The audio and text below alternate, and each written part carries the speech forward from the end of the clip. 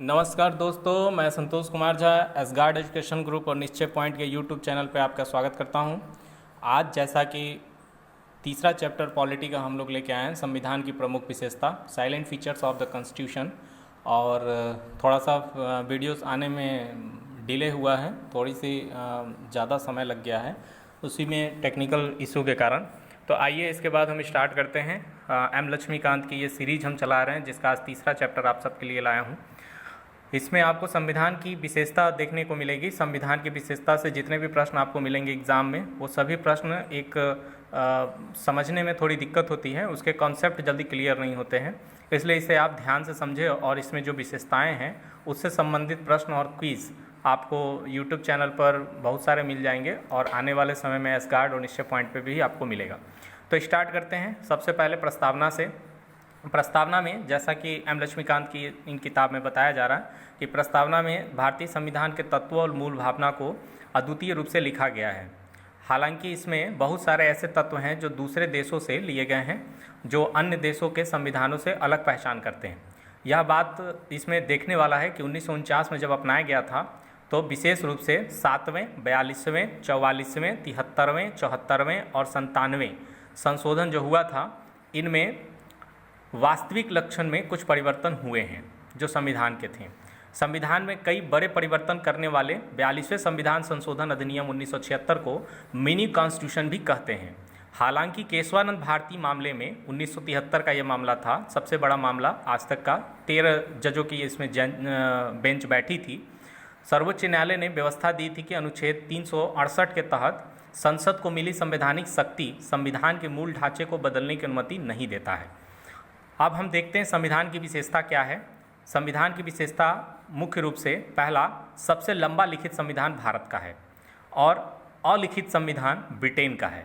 भारत का संविधान विश्व का सबसे लंबा लिखित संविधान है और यह बृहत और समग्र विस्तृत दस्तावेज है। मूल रूप से 1949 में संविधान में एक प्रस्तावना, 395 अनुच्छेद, 22 भागों में विभक्त और 8 अनुसूचियाँ थी। वर्तमान में 2016 में इसमें एक प्रस्तावना, ये 2016 का है, इसमें एक प्रस्तावना 465 अनुच्छेद, 25 भाग में और 12 अनुसूची में इसका विस्तार हो चुका है। 465 अनुच्छेद का मतलब सब अनुच्छेद उसमें डाले गए हैं। आज भी अगर आप संविधान की किताब खरीदेंगे और उसमें पढ़ेंगे तो 395वां अनुच्छेद आपको अंतिम रूप से प्राप्त होगा, लेकिन उसमें सब आर्टिकल्स जोड़ के 465 अनुच्छेद अगर इस तरह गिनेंगे तो आज हो चुके हैं। तो ऐसा नहीं है कि अंतिम अनुच्छेद आपको उसमें 465वां पढ़ने को मिलेगा। 1951 में विभिन्न संशोधन में 20 अनुच्छेद व एक भाग, 8वां भाग को हटा दिया गया था। करीब 90 अनुच्छेद, 4 भाग, 4 क, 9 क, 9 ख, 14 क, 4 अनुसूचियाँ 9, 10, 11, 12 ये बाद में जोड़े गए हैं, ये आपको पता ही होगा। भारत के संविधान का विस्तृत होने के निम्न 4 कारण हैं। पहला, हमारे देश का भौगोलिक कारण, भारत का विस्तार और विभिन्नताओं से भरा हुआ संस्कृति। दूसरा, ऐतिहासिक और इसके उदाहरण के रूप में भारत शासन अधिनियम 1935 का प्रभाव भी इसमें देखा जाता है, जो खुद ही एक बहुत बड़ा विस्तृत संविधान का अधिनियम था। जम्मू कश्मीर को छोड़कर केंद्र और राज्यों के लिए एकल संविधान।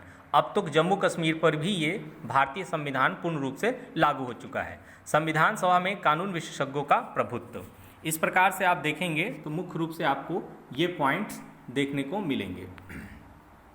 संविधान के दूसरा स्रोत है, विभिन्न स्रोतों में विहित है। ये भारत के संविधान के अनेक उपबंध विश्व के कई देशों से लिए हैं।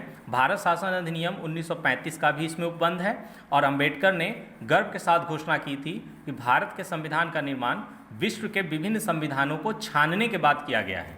संविधान का अधिकांश ढांचा हिस्सा भारत शासन अधिनियम 1935 से लिया गया है। संविधान का दार्शनिक भाग मौलिक अधिकार और राज्य के नीति निर्देशक सिद्धांत हैं, जो आपको आगे मिलेगा। क्रमशः अमेरिका और आयरलैंड से प्रेरित है। मौलिक अधिकार अमेरिका से और नीति निर्देशक तत्व तो आयरलैंड से। भारतीय संविधान के राजनीतिक भाग संघीय सरकार का सिद्धांत और कार्यपालिका और विधायिका के संबंध का अधिकांश हिस्सा ब्रिटेन के संविधान से लिया गया है।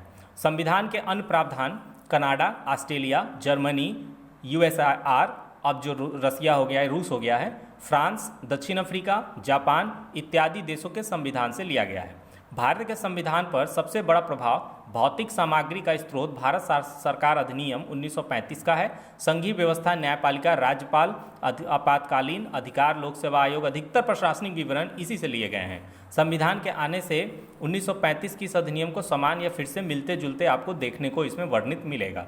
तीसरा विशेषता है नमनीयता और अनम्यता का समन्वयन। संविधान में नियमनता और अनम्यता की दृष्टि से भी वर्गीकृत किया गया है, यानी कठोर रूप से आप संविधान को देख सकते हैं और लचीले रूप से भी।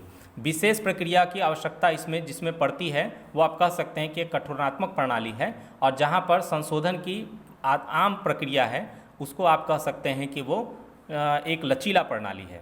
जो संविधान का कठोर प्रणाली है, उदाहरण के लिए उसे अमेरिका के संविधान से, और जो संशोधन की प्रक्रिया आसान तरीके से बनाई गई है उसका हम ब्रिटेन के संविधान से प्रावधान लिए हैं। भारत के संविधान न तो लचीला और न ही कठोर है, बल्कि ये दोनों का मिला जुला रूप है। अनुच्छेद 368 में दो तरह के संशोधन का प्रावधान है। पहला, कुछ उपबंधों को संसद में विशेष बहुमत से संशोधित किया जा सकता है। उदाहरणतः में दोनों सदन में उपस्थित मतदान में भाग लेने वाले सदस्यों का 2/3 बहुमत और प्रत्येक सदन में कुल सदस्य का बहुमत जो 50% से अधिक हो। दूसरा, कुछ अन्य प्रावधान को संसद के विशेष बहुमत और कुल राज्य के आधे से अधिक राज्यों के अनुमोदन से संशोधित किया जाता है। यानी दूसरे वाले में हम राज्यों के भी अनुमति और अनुमोदन की प्रक्रिया को अपनाते हैं, पहले वाले में ऐसा नहीं है। संसद के ही दोनों राज्यसभा और लोकसभा से ही हम उसको अपनाकर संशोधन की प्रक्रिया को पूर्ण करते हैं। इसके अलावा संविधान के कुछ प्रावधान आम विधायी प्रक्रिया की तरह संसद में सामान्य बहुमत के माध्यम से संशोधित किए जा सकते हैं। उल्लेखनीय है कि संविधान के संशोधन अनुच्छेद 368 के अंतर्गत नहीं आते हैं। वो एकात्मक की ओर और झुकाव के साथ संघीय व्यवस्था है। भारत का संविधान संघीय सरकार की स्थापना करता है। इसमें सभी आम लक्षण विद्यमान है। दो सरकार शक्तियां, विभाजन, लिखित संविधान, संविधान की सर्वोच्चता, संविधान की कठोरता, स्वतंत्र न्यायपालिका और द्विसदनात्मक प्रणाली। यद्यपि भारतीय संविधान में बड़ी संख्या में आप देखेंगे तो एकात्मक और गैर संघीय लक्षण विद्यमान है, जैसे सशक्त केंद्र और संविधान, एकल नागरिकता, संविधान का लचीलापन, एकीकृत न्यायपालिका, केंद्र सरकार, केंद्र द्वारा राज्यपाल की नियुक्ति, अखिल भारतीय सेवाएं, आपातकालीन प्रावधान। ये सब आपको दिखाएंगे कि केंद्र की सरकार इसमें सशक्त है। फिर भी संविधान में कहीं भी संघीय शब्द का इस्तेमाल नहीं किया गया है। दूसरी ओर अनुच्छेद 1 में भारत का उल्लेख राज्यों के संघ के रूप में किया गया है। इसके दो अभिप्राय हैं। पहला, भारतीय संघ राज्यों के बीच हुए किसी समझौते का निष्कर्ष नहीं है, और दूसरा, किसी राज्य का संघ से अलग होने का अधिकार भी नहीं है। इसको आप समझ लीजिए, जो भी भारत के राज्य हैं वो किसी समझौते के अंतर्गत भारत में शामिल नहीं हुए हैं, और दूसरा, उन्हें कभी भी भविष्य में भारत से अलग होने का कोई अधिकार नहीं दिया गया है। इसी वजह से भारतीय संविधान को निम्नांकित नाम दिए गए हैं, जैसे कि एकात्मकता की भावना में संघ, अर्ध संघ, केसी वेरे ने, बोरविन फेडरलिज्म जिसे बोला जाता है मारिन जोन्स के द्वारा, कोऑपरेटिव फेडरलिज्म जिसे गैनेटर ऑस्टिन ने, और federation with the centralising tendency Ivor Jennings और अन्य के द्वारा। सरकार का संसदीय रूप, ये पांचवी विशेषता है। भारतीय संविधान ने अमेरिका की अध्यक्षीय प्रणाली के बजाय ब्रिटेन के संसदीय तंत्र को अपनाया है। संसदीय व्यवस्था विधायिका और कार्यपालिका के मध्य समन्वय और सहयोग के सिद्धांत पर कार्य करती है, जबकि अध्यक्षीय प्रणाली दोनों के बीच शक्तियों के विभाजन के सिद्धांत पर आधारित है। संसदीय प्रणाली को सरकार के वेस्टमिंस्टर और उत्तरदायी सरकार या मंत्रिमंडलीय सरकार के नाम से भी जाना जाता है। ये पॉइंट आप याद कर लीजिए, प्रश्न पूछा जाता है इसमें। संविधान में केवल केंद्र ही नहीं बल्कि राज्य में भी संसदीय प्रणाली की स्थापना करता है। भारत में संसदीय प्रणाली की विशेषता के निम्नलिखित बात हैं। वास्तविक और नाम मात्र के कार्यपालकों की उपस्थिति, बहुमत वाले दल की सत्ता, विधायिका के समक्ष कार्यपालिका की संयुक्त जवाबदेही, विधायिका में मंत्रियों की सदस्यता, प्रधानमंत्री या मुख्यमंत्री का नेतृत्व, निचले सदन का विघटन जैसे लोकसभा या विधानसभा। ये दोनों राज्य में विधानसभा हो गई और संसद में लोकसभा हो गई। हालांकि भारतीय संसद प्रणाली में बड़े पैमाने पर ब्रिटिश संसदीय प्रणाली पर आधारित है। ये जब आप देखेंगे तो उदाहरण के रूप में आपको ब्रिटिश संसद की तरह भारतीय संसद में संप्रभु नहीं है। इसके अलावा भारत का प्रधान निर्वाचित व्यक्ति होता है, गणतंत्र व्यक्ति, जबकि ब्रिटेन में उत्तराधिकारी व्यवस्था आज भी लागू है। किसी भी संसदीय व्यवस्था में, चाहे वह भारत का हो अथवा ब्रिटेन का, प्रधानमंत्री की भूमिका अत्यंत महत्वपूर्ण है। जैसा कि राजनीतिक रूप से जो जानकार हैं वो कहते हैं, प्रधानमंत्री सरकार का नाम देते हैं। छठवीं विशेषता है संसदीय संप्रभुता और न्यायिक सर्वोच्चता में समन्वय। दोनों को स्वतंत्र एक अच्छे व्यवस्थित रूप से रखा गया है, न्यायिक सर्वोच्चता और संसदीय संप्रभुता को। जिस प्रकार से भारतीय संसदीय प्रणाली ब्रिटिश प्रणाली से अलग है, ठीक उसी प्रकार भारत में सर्वोच्च न्यायालय की न्यायिक समीक्षा शक्ति अमेरिका सर्वोच्च न्यायालय से कम है। ऐसा इसलिए है क्योंकि अमेरिकी संविधान में विधि की नियत प्रक्रिया का प्रावधान है, जबकि भारतीय संविधान में विधि द्वारा स्थापित प्रक्रिया अनुच्छेद 21 का प्रावधान है। इसलिए भारतीय संविधान निर्माताओं ने ब्रिटेन की संसदीय संप्रभुता और अमेरिका की न्यायपालिका सर्वोच्चता के बीच उचित संतुलन बनाने की प्राथमिकता दी थी। और एक ओर जहां सर्वोच्च न्यायालय अपनी न्यायिक समीक्षा की शक्ति के तहत संसदीय कानून को असंवैधानिक रूप से भी घोषित कर सकता है, वहीं दूसरी ओर संसद अपनी संवैधानिक शक्तियों के बल पर संविधान के बड़े भाग को संशोधित भी कर सकती है। यह संतुलन बनाने का एक प्रयास किया गया है, किसी एक को सर्वोच्चता प्रदान करने से बचा गया है। ये आप समझ लीजिए, न संसद को न सर्वोच्च न्यायालय को। एकीकृत व स्वतंत्र न्यायपालिका सातवीं विशेषता है। भारतीय संविधान के एक ऐसी न्यायपालिका की स्थापना करता है जो अपने आप में एकीकृत होने के साथ साथ स्वतंत्र है। भारत के न्याय व्यवस्था में सर्वोच्च न्यायालय शीर्ष पर है, इसके नीचे राज्य स्तर पर उच्च न्यायालय और राज्यों में उच्च न्यायालय के नीचे क्रमवार अधीनस्थ न्यायालय शामिल है, जिसे जिला अदालत या निचली अदालत भी कहते हैं। सर्वोच्च न्यायालय संघीय अदालत है, वह यह शीर्ष न्यायालय है जो नागरिकों के मौलिक अधिकारों की रक्षा की गारंटी देता है और संविधान का संरक्षक भी माना जाता है। इसलिए संविधान में इसकी स्वतंत्रता के लिए कई प्रावधान किए गए हैं, जैसे न्यायाधीशों की कार्यकाल की सुरक्षा, न्यायाधीश के लिए निर्धारित सेवा शर्तें, भारत की संचित निधि से सर्वोच्च न्यायालय के सभी खर्चों का वहन, विधायिका में न्यायाधीशों के कामकाज पर चर्चा पर रोक और सेवानिवृत्त के बाद अदालत में कामकाज पर रोक, अवमानना के लिए दंड देने की शक्ति, कार्यपालिका से न्यायपालिका को अलग रखने के सारे प्रावधान इसमें शामिल आते हैं। आठवीं विशेषता मौलिक अधिकार है। संविधान के तीसरे भाग में 6 मौलिक अधिकार का वर्णन किया गया है। कुल अनुच्छेदों की संख्या 24 है। पहला है समानता का अधिकार, 14 से 18, स्टार्ट होता है 12 से 35 के बीच में, लेकिन मुख्य रूप से आपको अधिकार मिलते हैं। समानता का अधिकार अनुच्छेद 14 से 18, स्वतंत्रता का अधिकार अनुच्छेद 19 से 22, शोषण के विरुद्ध अधिकार 23 से 24, धार्मिक स्वतंत्रता का अधिकार 25 से 28, संस्कृति व शिक्षा का अधिकार 29 और 30 और संवैधानिक उपचारों का अधिकार 32। मौलिक अधिकार का उद्देश्य वस्तुतः राजनीतिक लोकतंत्र की भावना को प्रोत्साहन देना है। कार्यपालिका और विधायिका के मनमाने कानूनों पर निरोधक की तरह काम करना है। उल्लंघन की स्थिति में इन्हें न्यायालय के माध्यम से लागू किया जा सकता है। जिस व्यक्ति के मौलिक अधिकार का हनन होता है वह सीधे सर्वोच्च न्यायालय की शरण ले सकता है। नौवां और अगला आपका विशेषता है राज्य के नीति निर्देशक सिद्धांत। डॉक्टर BR अम्बेडकर के अनुसार राज्य के नीति निर्देशक सिद्धांत भारतीय संविधान की अनूठी विशेषता है। उल्लेखित है कि चौथे भाग में यह है, मोटे तौर पे आप इसे देखेंगे तो 3 वर्गों में विभाजित किया गया है, एक सामाजिक, गांधीवाद तथा उदारवाद बौद्धिक में। मतलब ये आप विचार पर अगर बांटेंगे तो ये 3 तरह के विचार पर शामिल है। अनुच्छेद इसमें मैं आपको बता दूं, अनुच्छेद 36 से 51 में राज्य के नीति निर्देशक सिद्धांत का वर्णन है। नीति निर्देशक सिद्धांत कार्य सामाजिक व आर्थिक लोकतंत्र को बढ़ावा देना है। इनका उद्देश्य भारत में एक कल्याणकारी राज्य की स्थापना करना है। हालांकि मौलिक अधिकारों की तरह इन्हें कानूनी रूप से लागू नहीं किया जा सकता है। संविधान में कहा गया है कि देश के शासन व्यवस्था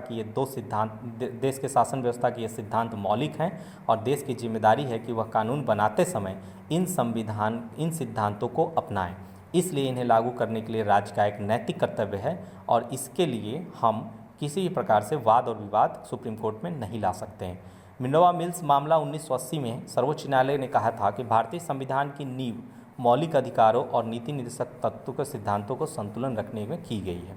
10वां विशेषता आपका है मौलिक कर्तव्य। मूल संविधान में मौलिक कर्तव्यों का उल्लेख किया गया है स्वर्ण सिंह समिति की सिफारिश पर 1976 में 42वें संविधान संशोधन के माध्यम से दौरान में 2002 में 86वें संविधान संशोधन में एक और मौलिक कर्तव्य को जोड़ा गया था।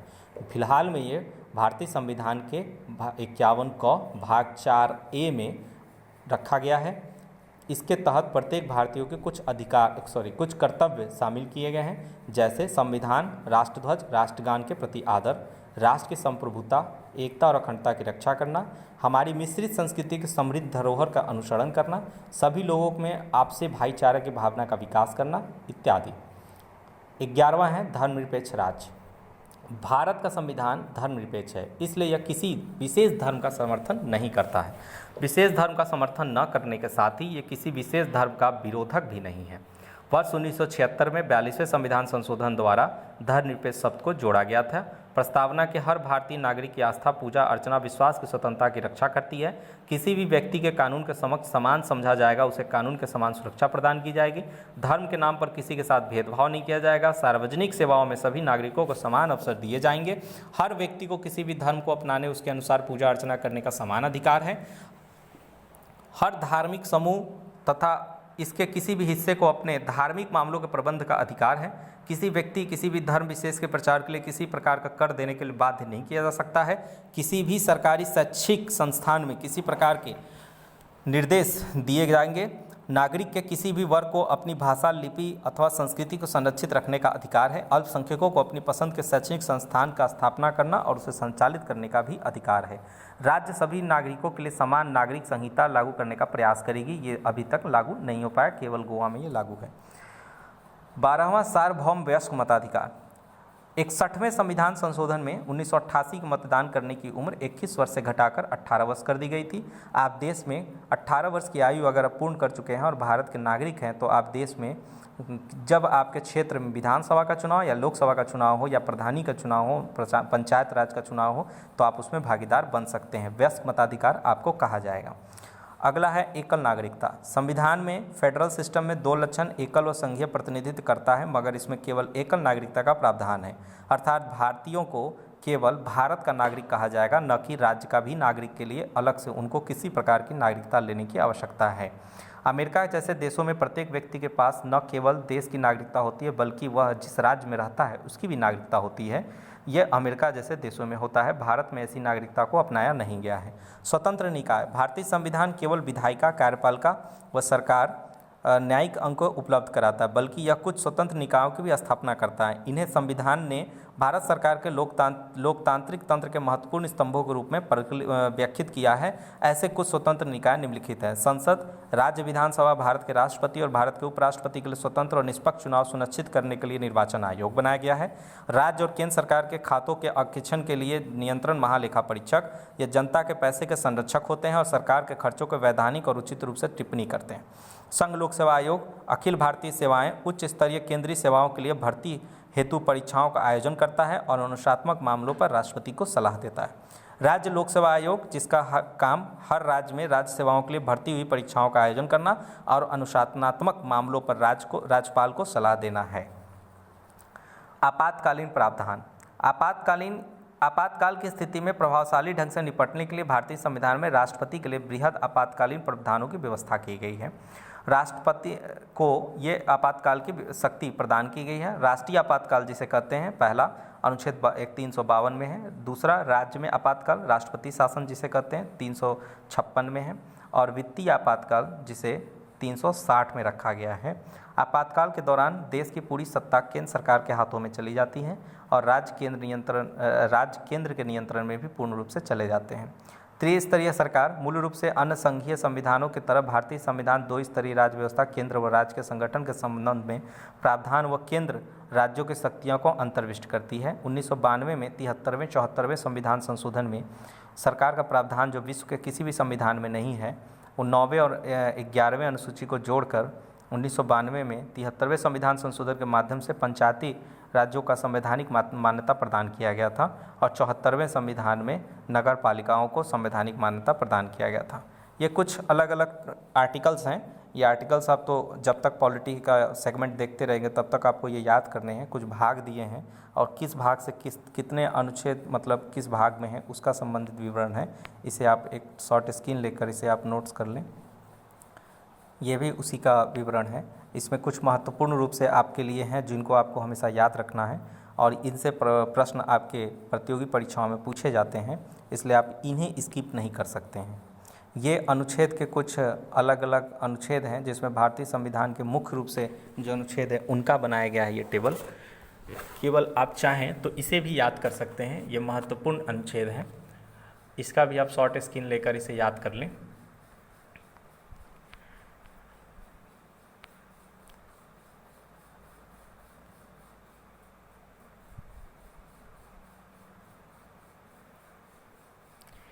ये कुछ अनुसूचियां हैं जिन्हें अलग अलग रूप से वर्णित किया गया है, जिसमें पहली अनुसूची में राज्य उनके न्यायिक क्षेत्र हैं, दूसरी अनुसूची में भारत राष्ट्रपति, राज्यपाल, लोकसभा अध्यक्ष, उपाध्यक्ष, राज्यसभा, राज्य विधानसभा, सर्वोच्च न्यायालय, उच्च न्यायालय, भारत के नियंत्रक, महालेखा परीक्षक, और तीसरी, चौथी, पाँचवीं, छठवीं, सातवीं, आठवीं ऐसे करके पूरी सूची दी गई है। इसे भी आपको याद करना होगा।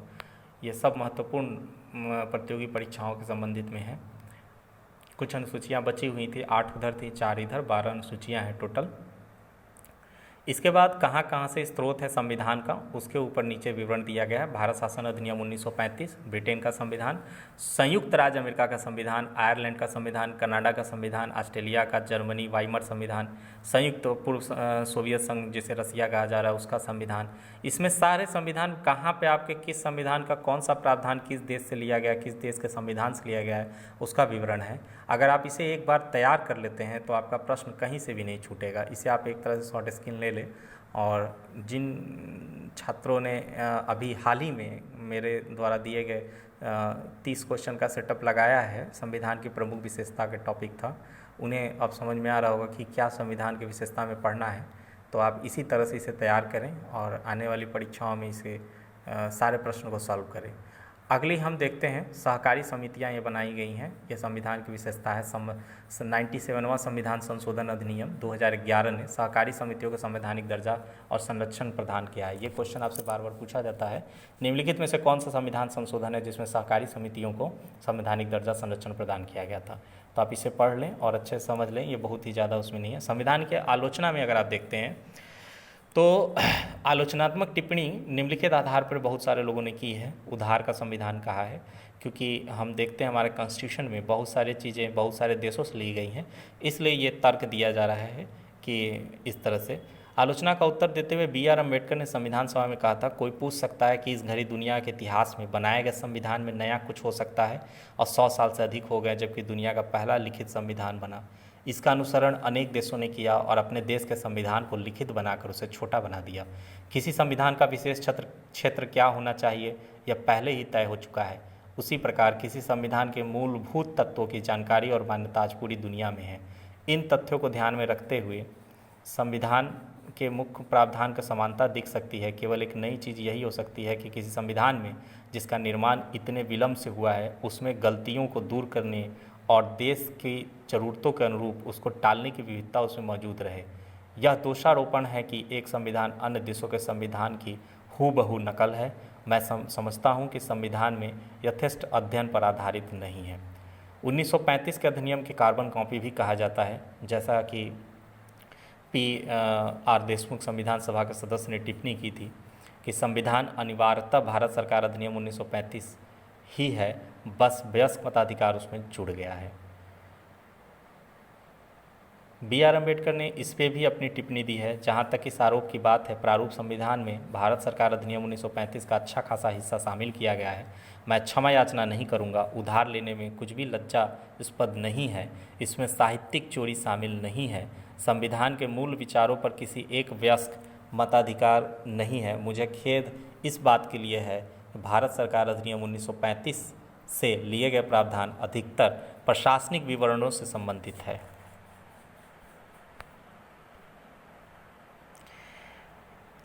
तीसरी बात इसमें आलोचनात्मक कही जाती है, अभारतीय अथवा भारतीय विरोधी। आलोचकों के अनुसार भारतीय संविधान अभारतीय या भारतीय विरोधी है क्योंकि यह भारत की राजनीतिक परंपराओं और भावनाओं का प्रतिनिधित्व नहीं करता है। उनका कहना है कि संविधान की प्रकृति विदेशी है, जिसमें भारतीय परिस्थितियों के अनुपयुक्त एकाकरण संदर्भ के हनुमथ्या संबंध सभा सदस्य ने टिप्पणी की कि हम वीणा या सितार संगीत चाहते हैं, लेकिन यहाँ हम इंग्लिश बैंड संगीत सुन रहे हैं। ऐसा इसलिए कि हमारे संविधान निर्माताओं निर्माता उसी प्रकार से शिक्षित हुए हैं। ये एक बड़ी आलोचनात्मक टिप्पणी है, सब पर की गई है। संविधान सभा में कुछ सदस्य जो बाहर से पढ़ के आए थे, उसी प्रकार लोकनाथ मिश्रा ने अनेक संविधान सदस्य की आलोचना करते हुए कहा कि पश्चिम का दासवत अनुकरण बल्कि पश्चिम की दासवत आत्मसमर्पण कहा है। इसी तरह से आप पढ़ लेंगे, इसमें बहुत सारे लोगों ने अलग अलग आलोचनात्मक गांधीवाद से दूर संविधान भी कहा है, महाकाय का आकार कहा है, वकीलों के लिए स्वर्ग कहा है।